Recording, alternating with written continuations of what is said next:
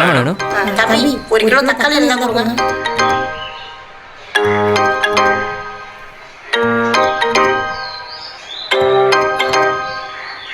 என்னப்பா 1 கிலோ தக்காளி கேட்டா எடை போடாம கொடுக்குறீங்க?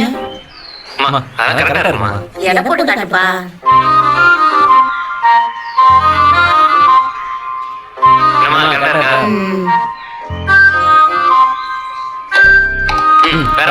அரிசி 1 கிலோ கொடுப்பா.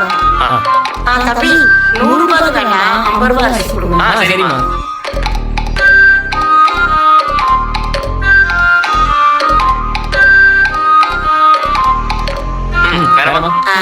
ஒரு லிட்டர் ரீஃபண்ட் ஆயில் கொடுங்க.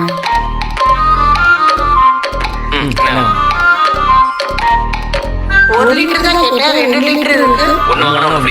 அப்படியா? சரி, எவ்வளோ ஆச்சு? 110 ரூபாய்.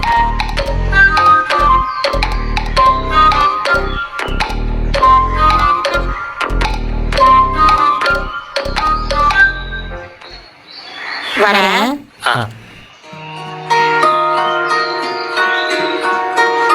அண்ணா, ஒரு லிட்டர் ஆயில் பாக்கெட் வரணும்.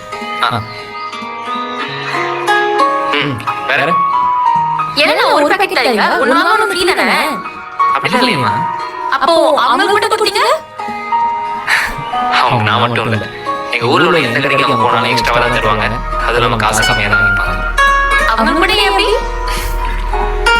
ஏன்னா இதெல்லாம் அவங்களுக்காக இல்லை, அவங்க புருஷனுக்காக. சுப்பிரமணிய சார் எங்க ஊர்ல உள்ள எல்லா பசங்களுக்கும் 1 பைசா கூட வாங்காம டியூஷன் எடுத்து சார். அவ்வளோ நல்லவர். அவருக்கு தேவை எல்லா பசங்களும் நல்லா படிக்கணும், அது மட்டும்தான் ஆசை. நல்லா 12th வரைக்கும் படிச்சதுக்கே அவர் தான் ரீசன். அவர்லாம் இல்லைன்னா நல்லா படிச்சிருக்கவே மாட்டேன். எவ்வளவு நல்லவரா? எங்க ஊருக்கு அவர் கடவுள் மாதிரி. அவரால் இங்கே படிச்சு பெரிய ஆனவங்க நிறைய பேர் இருக்காங்க. ஆனா என்ன, 6 மாசத்துக்கு முன்னாடி ஒரு ஸ்ட்ரோக் வந்து அவர் கை கால் வராமல் போயிடுச்சு. அன்னையிலேருந்து எங்கள் சார் படுக்கையாகவே இருக்காரு. அவருக்கு பசங்கள்லாம் இல்லை, மனுஷன் சேர்த்து வச்ச காசு தான் படிப்புக்காக கஷ்டப்படுற பசங்களுக்கு செலவு பண்ணிட்டாரு. அவருக்குன்னு காசு எதுவுமே இல்லை. ஆனால் ஒன்று, தர்மம் தலைக்காகன்னு சொல்லுவாங்கல்ல, அதை நான் இவர்கிட்ட பார்த்தேன். அன்னைக்கு அவர் படிப்புக்காக ஹெல்ப் பண்ண பசங்க இல்லைன்னா இன்னைக்கு ஒரு சொந்த வீடு கட்டி கொடுத்துருக்காங்க. அது மட்டும் இல்லாமல் அவரோட ஹாஸ்பிட்டல் செலவு எல்லாத்தையும் பார்த்துக்கிறாங்க. அவர்கிட்ட படிச்சவங்களாம் பெரிய நிலைமையில இருக்காங்கன்னு சொன்னீங்களே, ஆனா நீங்க இந்த மளிகை வச்சிருக்கீங்க? இது எங்க அப்பாவோட கடை.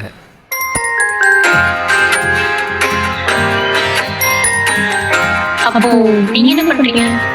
நான் ஒரு ஸ்கூல் டீச்சர். சுப்பிரமணிய சார் அந்த கல்வி சேவையை நான் பண்ணிட்டு இருக்கேன். இதுதான் நான் செய்ய பெரிய கடமையா இருக்கும்னு நினைக்கிறேன். இந்த சிறப்பான காணொளியிலிருந்து ஆசிரியர்கள் அனைவரும் தெரிந்து கொள்ள வேண்டிய உண்மை, ஊராம்பிள்ளையை ஊட்டி வளர்த்தா தாம் பிள்ளை தானே வளரும். இன்று கல்வி பணியை மேற்கொண்டுள்ள ஆசிரியர்கள் அனைவரும் அதை பணியாக கருதாமல் இப்பிறப்பில் நமக்கு கிடைத்த பாக்கியமாக நினைக்கும் பட்சத்தில் நாம் மேற்கொள்ளும் தர்மம் நம் தலையை மட்டுமல்ல, நம் அடுத்த தலைமுறையும் காப்பாற்றும். சிறப்பாக பணியாற்றுங்கள். அடுத்த தலைமுறை மாணவர்கள் கூட்டம் உங்களை தலையில் தூக்கி வைத்து அழகுவாக்கும். நன்றி.